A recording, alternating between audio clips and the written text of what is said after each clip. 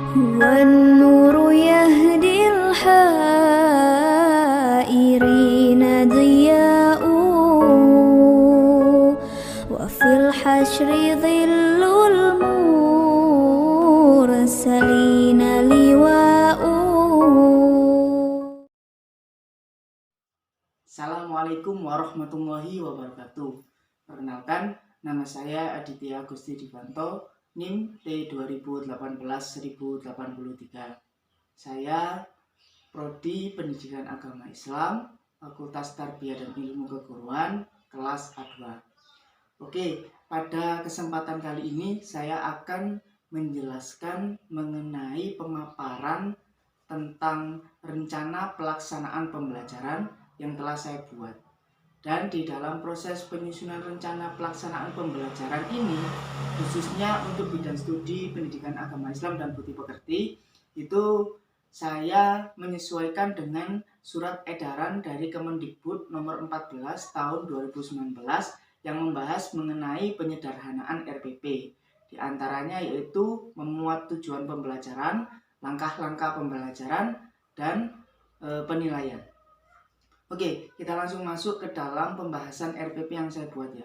RPP yang saya buat di sini itu saya membuat untuk tingkatan sekolah menengah kejuruan SMK. Dan sekolah yang saya ambil di sini yaitu SMK Negeri 1 Kota Pasuruan. Kemudian untuk materi pelajarannya sudah itu pasti, yaitu bidang studi pendidikan agama Islam dan budi pekerti. Kemudian untuk kelas dan semesternya yaitu kelas 10 semester genap. Kemudian untuk materinya di sini itu saya menjelaskan mengenai hikmah ibadah haji, zakat dan wakaf dalam kehidupan. Kemudian untuk alokasi waktu di sini saya menggunakan 1 kali pertemuan yaitu 2 kali 45 menit. Kemudian setelah menjelaskan itu, kita masuk ke poin selanjutnya yaitu tentang tujuan pembelajarannya. Tujuan pembelajaran di sini setelah peserta didik tersebut mengikuti kegiatan pembelajaran bidang studi pendidikan agama Islam dalam kurun waktu yang telah ditentukan, itu peserta didik diharapkan mampu untuk meyakini bahwa haji, zakat dan wakaf adalah perintah Allah Subhanahu wa Ta'ala dan dapat memberikan kemaslahatan bagi individu dan masyarakat. Yang kedua, yaitu menunjukkan kepedulian sosial sebagai hikmah dari perintah haji, zakat, dan wakaf. Kemudian yang ketiga, di sini menganalisis hikmah ibadah haji, zakat, dan wakaf bagi individu dan masyarakat. Kemudian kalau melihat dari KD yang saya jelaskan di sini, yaitu KD 3.9-nya. KD 3.9 ini lebih terfokus kepada KD aspek kognitif ya, aspek pengetahuan dari peserta didik. Maka tujuan utama dari pembelajaran ini sebenarnya lebih terfokus kepada menganalisis dari hikmah ibadah haji, zakat, dan wakaf bagi individu dan masyarakat. Kemudian media pembelajaran, alat, bahan, dan sumber belajar yang saya gunakan di sini yaitu media pembelajaran saya menggunakan video mengenai hikmah ibadah haji, zakat, dan wakaf dalam kehidupan, kemudian LCD proyektor, kemudian lembar kerja siswa. Untuk alat dan bahan di sini saya seperti hanya guru-guru yang lain menggunakan spidol, whiteboard, kemudian laptop, dan buku. Untuk sumber belajar, di sini ada beberapa hal yang saya utamakan, diantaranya yaitu Al-Quran Terjemah, kemudian buku pegangan guru, bidang studi PAI dan BP kelas 10, berdasarkan dari Kemendikbud tahun 2017, kemudian buku paket, bidang studi pendidikan agama Islam dan budi pekerti kelas 10, kemudian sumber internet yang relevan. Nah, dari tujuan pembelajaran, kemudian sedikit pemaparan mengenai media pembelajaran, kemudian alat, bahan, dan sumber belajar. Kali ini kita menginjak pada poin yang selanjutnya, yaitu membahas mengenai langkah-langkah pembelajarannya. Di dalam langkah-langkah pembelajaran di sini terdapat 3 poin, yaitu kegiatan awal, kemudian kegiatan inti sama kegiatan penutup. Akan kita bahas selanjutnya ya. Kegiatan awal ini meliputi orientasi. Orientasi yang awal di sini adalah guru membuka mata pelajaran bidang studi pendidikan agama Islam dengan mengucapkan salam dan berdoa dengan peserta didik sesuai dengan arahan atau instruksi dari guru bidang studi pendidikan agama Islam. Kemudian poin yang kedua yaitu apersepsi. Apersepsinya di sini yaitu guru bidang studi pendidikan agama Islam menyampaikan tujuan pembelajaran bidang studi pendidikan agama Islam, materi, hikmah dari ibadah haji, zakat, dan wakaf dalam kehidupan. Kemudian motivasi. Ya. Di dalam motivasi ini guru membuka relungan hati. Relungan hati ini maksudnya itu memberikan motivasi kepada peserta didik sesuai dengan konseptual sehingga manfaat dan aplikasi dari materi yang akan disampaikan tersebut bisa terlaksana atau bisa berjalan secara maksimal. Kemudian masuk ke kegiatan intinya, pelaksanaannya. Nah, di sini ada mengamati.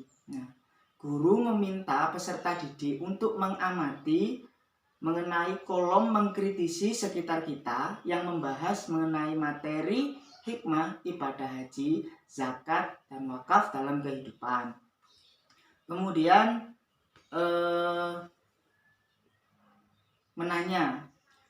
Dalam poin menanya di sini, guru mengajukan satu pertanyaan kepada beberapa peserta didik mengenai materi hikmah dari ibadah haji, zakat, dan wakaf dalam kehidupan. Kemudian poin eksperimen atau explore. Di poin eksperimen atau explore di sini peserta didik mengungkapkan atau menjelaskan argumentasinya mengenai pertanyaan yang telah diberikan oleh guru bidang studi pendidikan agama Islam mengenai materi tentang hikmah ibadah haji, zakat, dan wakaf dalam kehidupan. Kemudian asosiasinya. Di dalam asosiasi di sini sebenarnya ada 2 poin. 2 poinnya yaitu yang pertama, guru itu membagi beberapa peserta didik ke dalam kelompok.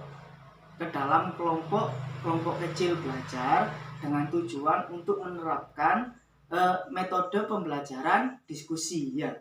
Kemudian yang kedua, peserta didik bersama anggota kelompok masing-masing mengelola informasi sesuai dengan instruksi pertanyaan-pertanyaan yang telah diberikan oleh guru bidang studi pendidikan agama Islam mengenai materi tentang hikmah ibadah haji, zakat, dan wakaf dalam kehidupan.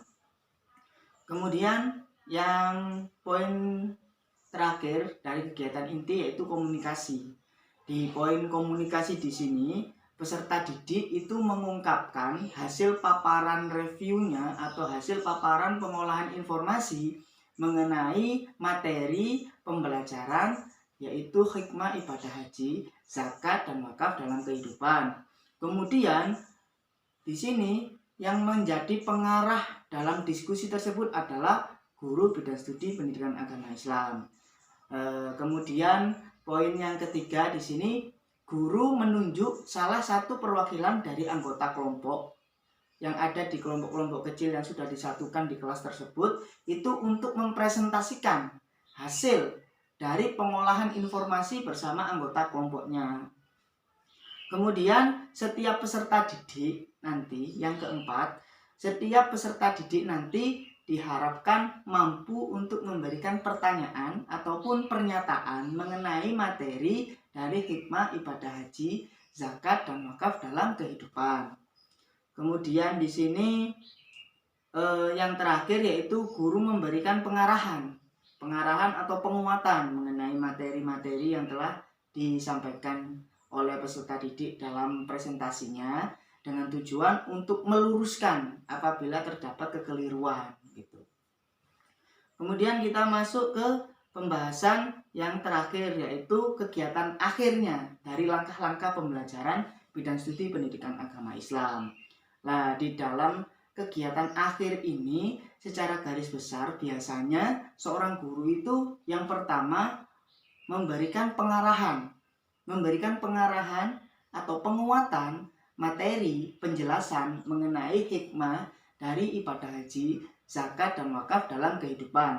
Kemudian guru tersebut membimbing peserta didik untuk menyimpulkan intisari makna dari hasil diskusi yang membahas mengenai tentang hikmah ibadah haji, zakat, dan wakaf dalam kehidupan. Kemudian guru meminta peserta didik untuk mengisi kolom menerapkan perilaku mulia dengan tanda memberikan centang. Sebagai dasar, guru di sini itu memberikan penugasan kepada peserta didik sebagai aspek untuk penilaian. Kemudian guru memberikan pemaparan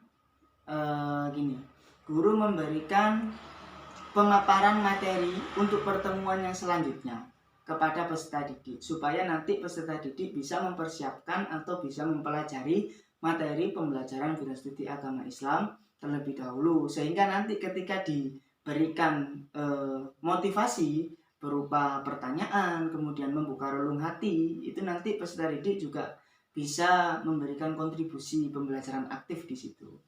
Kemudian yang terakhir, guru di sini menutup kegiatan pembelajaran dengan membaca hamdalah dan kemudian memberikan tugas tadi tentang mengisi kolom perilaku akhlak mulia itu tadi, sama menutup dengan mengucapkan salam. Kemudian di sini dari beberapa penjelasan saya tadi tentang tujuan pembelajaran, kemudian media, alat, sumber, dan alat, bahan, media, dan sumber belajar, kemudian langkah-langkah pembelajaran, dan yang terakhir di sini yaitu membahas mengenai penilaiannya. Nah, di dalam penilaian di sini saya kebagiankan untuk menjelaskan mengenai kompetensi dasar tentang aspek kognitif ya, KI ya, bukan kompetensi dasar, tapi kompetensi inti ya, kompetensi inti yang ketiga tentang aspek kognitif ya. Maka dalam hal ini penilaian yang saya gunakan yaitu yang pertama itu adalah tes tulis. Tes tulis di sini nanti para pemirsa bisa melihat di RPP yang saya buat, yaitu di situ di tes tulis itu saya menggunakan uji pemahaman ya. Uji pemahaman yang membahas mengenai materi hikmah dari ibadah haji, zakat, dan wakaf dalam kehidupan. Kemudian yang kedua yaitu mengisi kolom refleksi. Nah, di dalam proses mengisi kolom refleksi di sini adalah sebagai tugas harian yang saya berikan atau pekerjaan rumah kepada peserta didik. Karena di dalam proses penilaiannya di sini saya tidak hanya menggunakan penilaian tes tulis instrumennya, akan tetapi juga menggunakan penilaian melalui penugasan gitu.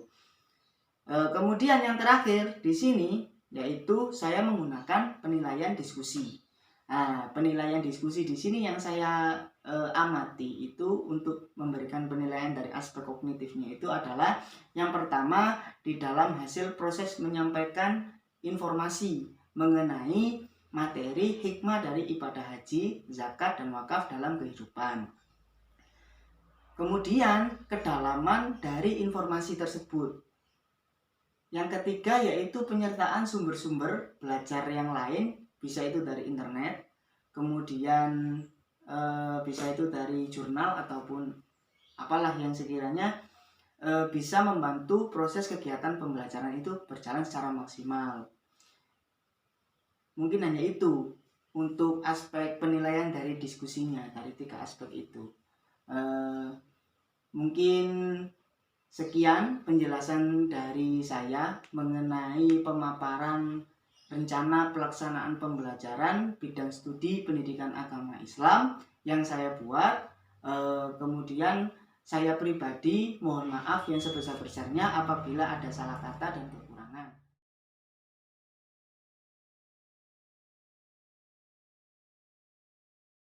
Assalamualaikum warahmatullahi wabarakatuh. Perkenalkan, nama saya Dita Siska Nurdiana, NIM T2018-1076.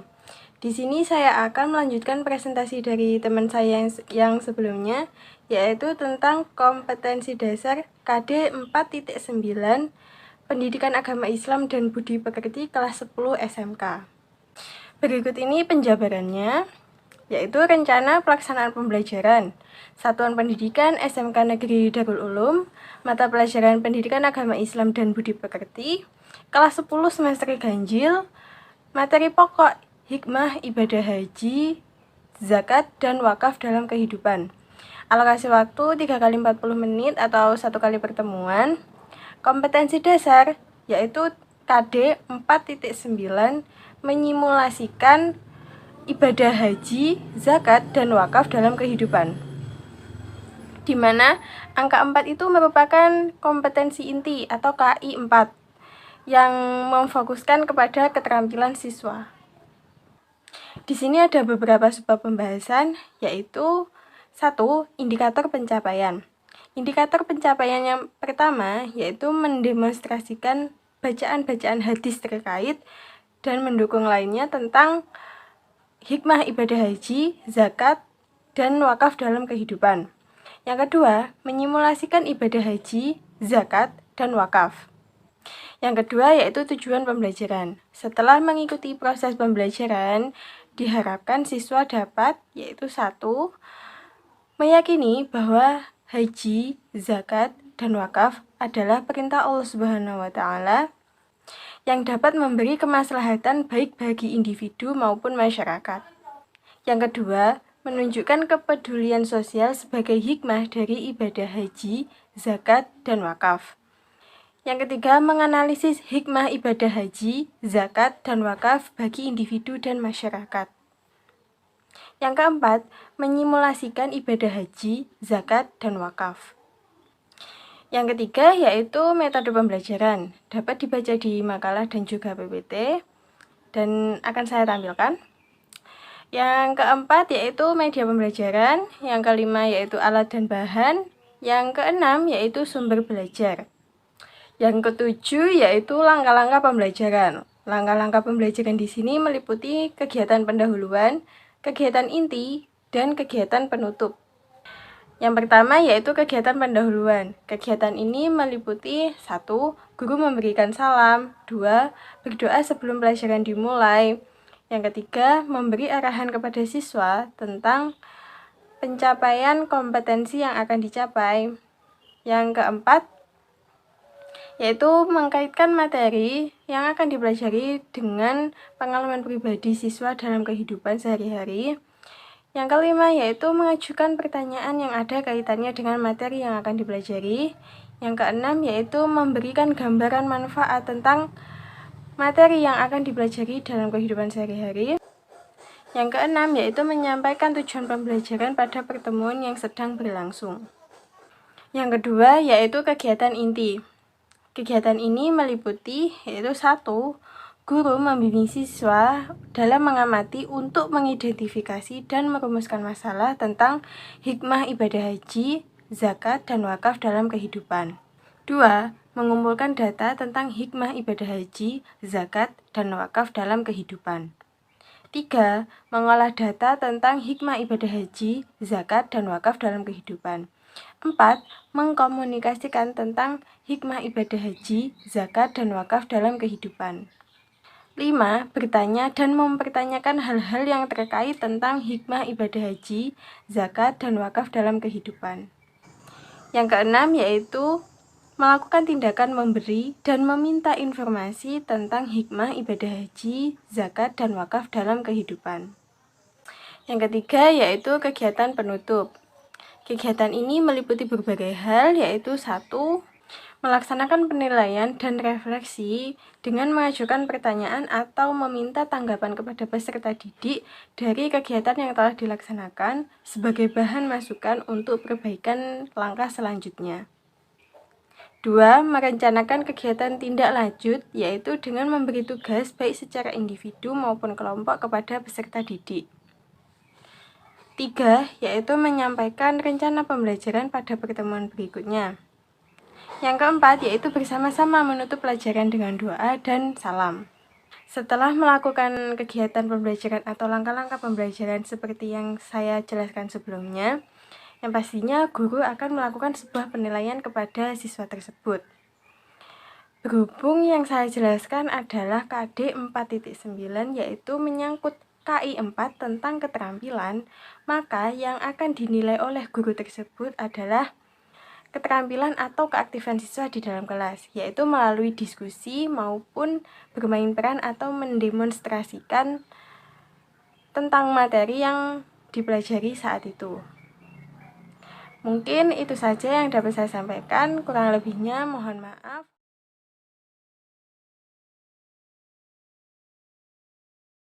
Assalamualaikum warahmatullahi wabarakatuh.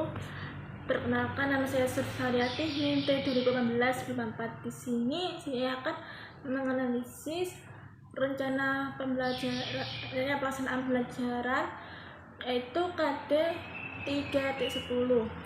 Di sini saya memakai satuan pendidikan SMK Negeri Tutas Pasuruan, mata pelajaran pendidikan agama Islam dan budi pekerti. Kelas 10 semester ganjil. Materi pokok memadani perjuangan dakwah Rasulullah SAW di Mekah. Alokasi waktu 2 kali 4 menit untuk kali pertemuan. Kompetensi dasar yaitu 3.10 menganalisis substansi, strategi dan penyebab keberhasilan dakwah Nabi Muhammad SAW di Mekah. Bagian itu adalah tujuan pembelajaran. Setelah mengikuti proses pembelajaran, terdidik dapat atau meyakini kebenaran dakwah Nabi Muhammad SAW di Mekah.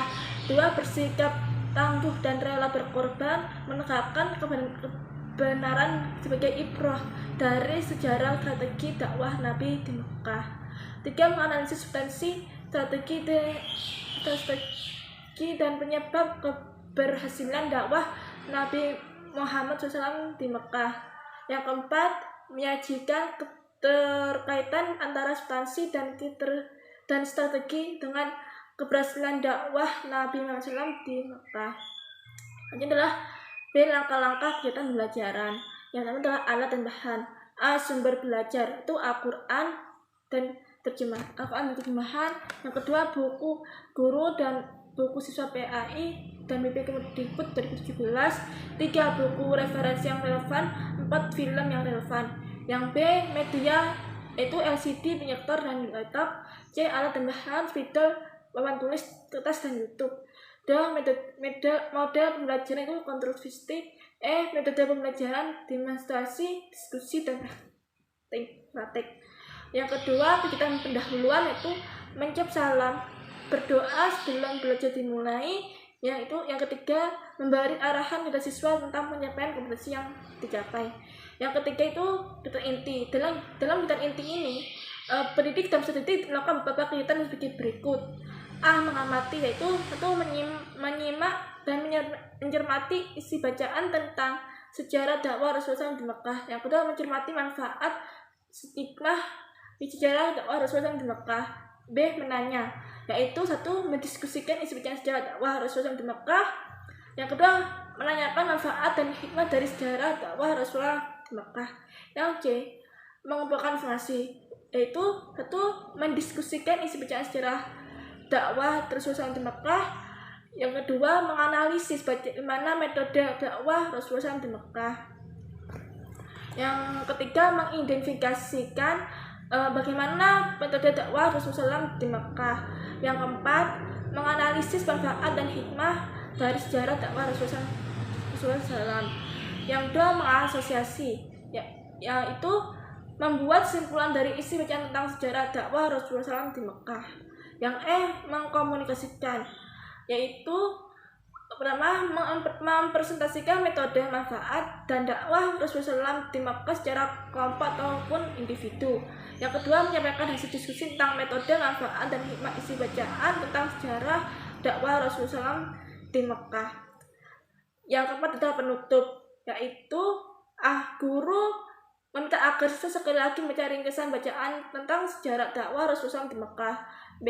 Guru minta agar siswa membiasakan bersikap dan perilaku yang mencerminkan dakwah Rasulullah SAW di Mekah.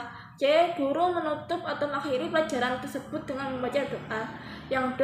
Guru mengucapkan salam ke siswa sebelum keluar dalam kelas. Yang C. Penilaian, yaitu yang kedua adalah tes, yaitu tes tulis dan tes lisan. Sekian dari saya, apabila ada kesalahan mohon maaf.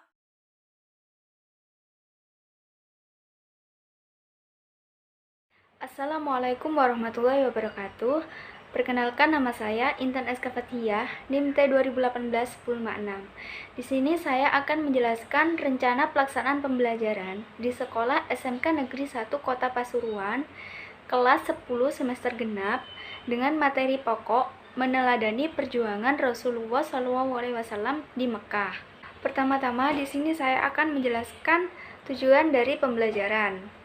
Setelah mengikuti proses pembelajaran, peserta didik diharapkan mampu, yang pertama yaitu mampu meyakini kebenaran dakwah Nabi Muhammad SAW di Mekah. Kemudian yang kedua, peserta didik diharapkan mampu untuk bersikap tangguh dan rela berkorban menegakkan kebenaran sebagai ibrah dari sejarah strategi dakwah Nabi Muhammad SAW di Mekah. Yang kemudian yang ketiga adalah menganalisis substansi, strategi, dan penyebab keberhasilan dakwah Nabi Muhammad SAW di Mekah.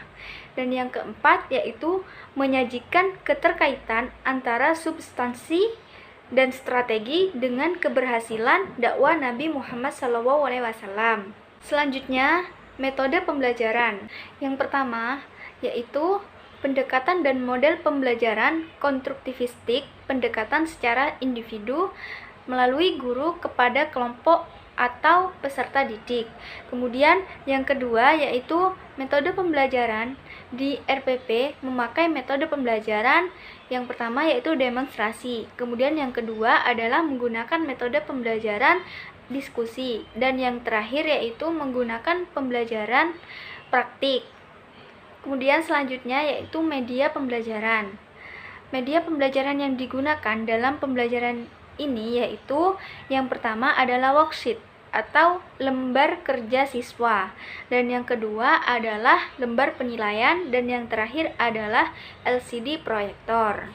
Selanjutnya yaitu sumber belajar. Sumber belajar ini bisa berasal dari buku pendidikan agama Islam siswa kelas 10 semester genap. Kemudian yang kedua bisa melalui buku referensi yang relevan. Yang ketiga bisa melalui LCD proyektor. Yang ketiga bisa melalui tafsir Al-Quran dan kitab hadis. Dan yang terakhir yaitu bisa melalui lingkungan setempat. Untuk selanjutnya yaitu langkah-langkah dalam pembelajaran. Langkah-langkah dalam pembelajaran meliputi yang pertama adalah persiapan. Guru memulai pembelajaran dengan mengucapkan salam, kemudian menyapa, berdoa, dan bertadarus, yaitu dengan membaca Al-Quran surah pendek pilihan atau ayat hafalan yang sudah dipelajari dengan lancar dan benar. Kemudian yang kedua adalah melaksanakan sholat. Nah, sholat di sini bisa berupa sholat sunnah yang memungkinkan sebagai modifikasi pembukaan pembelajaran guna untuk pembentukan sikap dan perilaku peserta didik secara bersama-sama atau berjamaah. Kemudian yang kedua adalah memperhatikan kesiapan, semangat, kelengkapan peserta didik dengan memeriksa kehadiran, memeriksa kerapian berpakaian, kemudian mengorganisir kelas dan posisi tempat duduk disesuaikan dengan kegiatan pembelajaran yang akan dilaksanakan berdasarkan metode dan model pembelajaran. Kemudian yang ketiga adalah menyampaikan tujuan dari pembelajaran atau kompetensi dasar yang akan dicapai dari materi pembelajaran, yaitu tentang perjuangan dakwah Rasulullah SAW di Mekah. Dan yang terakhir yaitu yang keempat, model pengajaran yang dapat dipersiapkan dan digunakan sebagai alternatif dalam kompetensi ini meliputi debate learning, kemudian jigsaw, role playing, serta mengembangkan kemampuan dan keterampilan atau skill peserta didik. Pada kegiatan ini, guru dapat mengembangkan pembelajaran dengan menerapkan model pembelajaran, metode pembelajaran, media pembelajaran, dan sumber belajar serta lembar penilaian yang telah disesuaikan dengan karakteristik dan tujuan materi, yaitu perjuangan dakwah Rasulullah SAW di Mekah berdasarkan situasi dan kondisi. Dalam kegiatan pelaksanaan ini, guru juga melakukan kegiatan membuka relung hati kepada peserta didik. Dengan cara guru memberi motivasi kepada peserta didik secara kontekstual sesuai manfaat dan aplikasi materi dengan menyajikan kajian membuka relung hati yang terdapat pada setiap awal bab penyajian buku peserta didik. Nah, dalam hal ini, buku teks peserta didik menyajikan kisah cahaya ilahi di hati pembunuh bayaran yang menjelaskan perilaku kejahatan Surokah bin Malik terhadap Rasulullah SAW tatkala Rasulullah SAW dalam perjalanan dari Mekah untuk hijrah ke Madinah. Tapi Surokah bin Malik ini ingin membunuh Rasulullah SAW. Tetapi justru Rasulullah SAW membalasnya dengan sebuah kemuliaan.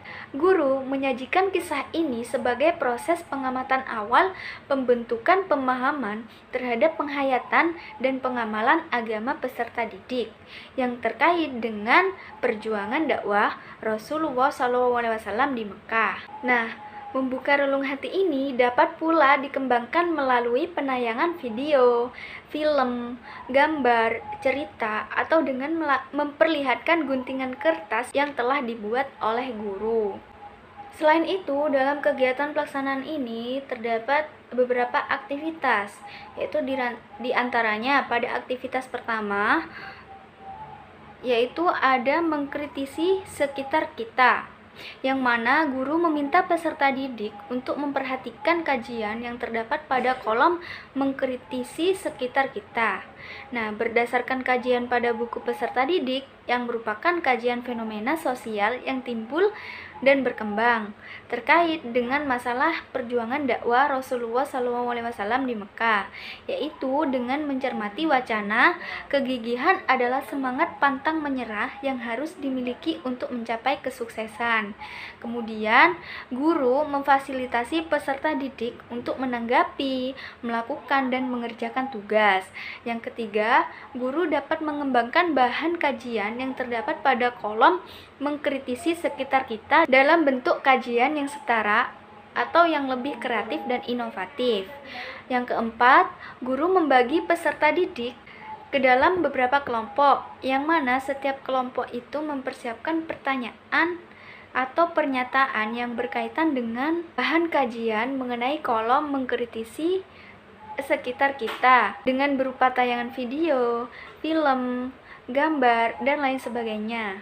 Nah, melalui metode ini diharapkan penjelasan tentang perjuangan dakwah Rasulullah SAW di Mekah untuk dapat mengetahui keberhasilan proses mengamati materi kajian yang telah dilakukan oleh peserta didik. Selanjutnya, yang kelima, setiap peserta didik atau wakil kelompok mengajukan pertanyaan-pertanyaan yang telah dipersiapkan. Nah, peserta didik atau kelompok lain menanggapi dan menjawab pertanyaan-pertanyaan sekaligus berfungsi melahirkan pikiran kritis dan membangun dinamika dan kreativitas proses pembelajaran dalam menanamkan dan mengembangkan jiwa sosial peserta didik. Kemudian yang terakhir yaitu guru memberikan pengarahan, penguatan, dan penjelasan jawaban dari pertanyaan-pertanyaan yang berkembang agar lebih logis, terinci, dan sistematis terkait dengan pertanyaan-pertanyaan peserta didik dalam upaya mencermati dan memahami kajian tentang perjuangan dakwah Rasulullah SAW di Mekah. Kemudian selanjutnya adalah aktivitas kedua. Dalam aktivitas kedua ini terdapat kajian yaitu memperkaya hazanah. Dalam hal ini, pada buku teks peserta didik untuk memperkaya khazanah disajikan bahan kajian sebagai berikut, yaitu yang pertama adalah memahami substansi dan strategi dakwah Rasulullah SAW di Mekah. Kemudian, yang kedua adalah reaksi kafir Quraisy terhadap dakwah Rasulullah SAW dan alasan kaum kafir menolak dan menentang ajaran yang dibawa oleh Rasulullah SAW. Dan yang ketiga adalah contoh-contoh penyiksaan Quraisy terhadap Rasulullah SAW dan para pengikutnya. Selanjutnya yaitu ada aktivitas ketiga.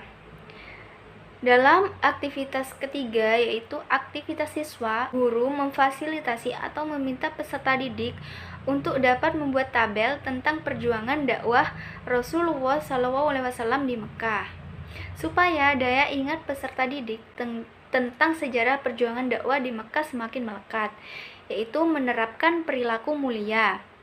Dalam kajian menerapkan perilaku mulia, guru dapat mengembangkan proses pembelajaran dengan memfasilitasi, membimbing, dan mengarahkan peserta didik untuk mampu melahirkan perilaku senantiasa meneladani perjuangan Rasulullah SAW di Mekah. Nah, hal ini dapat lebih berhasil dan terjadi jika guru memfasilitasi dan membimbing peserta didik dengan hikmah dan keteladanan. Nah, guru di sini juga diharapkan dapat memberikan kebebasan kepada peserta didik dalam mengakses berbagai sumber belajar yang mengantarkan peserta didik menemukan nilai-nilai dan kualitas pembelajaran dan kualitas perilaku teladan Rasulullah SAW dalam perjuangan dakwah Rasulullah SAW, yang kemudian dapat menerapkannya dengan baik dan benar di rumah, di sekolah, dan di masyarakat. Selain itu, guru juga melaksanakan proses pembelajaran dengan memfasilitasi peserta didik dalam kajian menerapkan perilaku mulia, yaitu perilaku yang dapat diteladani dari perjuangan dakwah Rasulullah SAW di Mekah, yaitu diantaranya yang pertama, memiliki sikap tangguh. Kemudian yang kedua adalah memiliki jiwa berkorban. Untuk selanjutnya adalah kegiatan penutup. Dalam kegiatan penutup, guru bersama peserta didik, baik secara individu maupun secara kelompok, menyimpulkan intisari dari pelajaran tersebut sesuai dengan buku teks peserta didik pada kolom rangkuman, dan melakukan penilaian dari proses komunikasi yang berkembang. Melakukan refleksi untuk mengevaluasi semua rangkaian aktivitas pembelajaran dan hasil-hasil yang diperoleh untuk selanjutnya secara bersama-sama menemukan manfaat langsung maupun tidak langsung dan hasil pembelajaran yang telah berlangsung. Untuk selanjutnya yaitu adalah penilaian. Pada penilaian ini, guru melakukan penilaian dalam berdiskusi. Dalam penilaian diskusi ini terdapat aspek dan rubrik penilaian, yaitu yang pertama adalah kejelasan dan kedalaman informasi. Jika kelompok tersebut dapat memberikan kejelasan dan kedalaman informasi lengkap dan sempurna, maka peserta didik mendapatkan skor 100. Jika kelompok tersebut dapat memberikan penjelasan dan kedalaman informasi lengkap dan kurang sempurna, maka peserta didik mendapatkan skor 75. Jika kelompok tersebut dapat memberikan penjelasan dan kedalaman informasi kurang lengkap, maka peserta didik mendapatkan skor 50. Dan jika kelompok tersebut tidak dapat memberikan penjelasan dan kedalaman informasi, maka peserta didik hanya mendapatkan skor 25. Kemudian yang kedua ada keaktifan dalam diskusi. Jika kelompok tersebut berperan sangat aktif dalam diskusi, maka peserta didik mendapatkan skor 100. Jika kelompok tersebut berperan aktif dalam diskusi, maka peserta didik mendapatkan skor 75. Jika kelompok tersebut kurang aktif dalam berdiskusi, maka peserta didik mendapatkan skor 50. Dan yang terakhir, apabila kelompok tersebut tidak aktif dalam berdiskusi, maka hanya akan mendapatkan skor 25. Yang terakhir yaitu kejelasan dan kerapian presentasi atau resum. Jika kelompok tersebut dapat mempresentasikan atau meresum dengan sangat jelas dan rapi, maka skor yang diperoleh adalah 100. Jika kelompok tersebut dapat mempresentasikan atau resum dengan jelas dan rapi, maka skor yang diperoleh adalah 75. Jika kelompok tersebut dapat mempresentasikan atau meresum dengan sangat jelas tapi kurang rapi, maka skor yang diperoleh adalah 50. Jika kelompok tersebut dapat mempresentasikan atau meresum dengan kurang jelas dan kurang rapi, maka skor yang didapat hanya 25. Dan yang terakhir yaitu pengayaan. Bagi peserta didik yang telah menguasai materi dengan baik, dapat mengerjakan soal pengayaan yang telah disiapkan oleh guru, yaitu berupa pertanyaan-pertanyaan dan tugas yang berkaitan dengan pengembangan materi, dalam menerapkan perilaku keteladanan atau model-model pengembangan lainnya. Proses pengayaan pembelajaran ini merupakan kesempatan terbaik bagi guru untuk menerapkan semaksimal mungkin penerapan pengembangan materi pembelajaran yang telah dirancanakan. Selanjutnya yaitu remedial. Bagi peserta didik yang belum menguasai materi tentang meneladani sejarah perjuangan dakwah Rasulullah SAW di Mekah, guru menjelaskan kembali tentang materi tentang pemahaman dan penerapan perilaku meneladani sejarah perjuangan dakwah Rasulullah SAW di Mekah tersebut, yaitu dengan melakukan penilaian kembali dengan soal yang sejenis atau setara. Nah, remedial ini dilaksanakan pada waktu dan hari tertentu yang disesuaikan, seperti boleh pada saat pembelajaran apabila masih ada waktu atau di luar jam pelajaran. Pada umumnya 30 menit setelah pulang sekolah. Selanjutnya yaitu ada interaksi guru dengan orang tua. Interaksi guru dan orang tua perlu dilakukan. Salah satunya adalah guru meminta peserta didik untuk memperlihatkan kolom evaluasi, atau guru dapat melakukannya berdasarkan tugas-tugas dari beragam aktivitas, meminta kepada peserta didik untuk menanggapi, melakukan, dan menyelesaikan tugas pada setiap kajian dalam buku teks peserta didik. Kemudian orang tuanya turut memberikan komentar dan paraf. Mungkin hanya itu yang dapat saya sampaikan, kurang lebihnya saya mohon maaf. Assalamualaikum warahmatullahi wabarakatuh.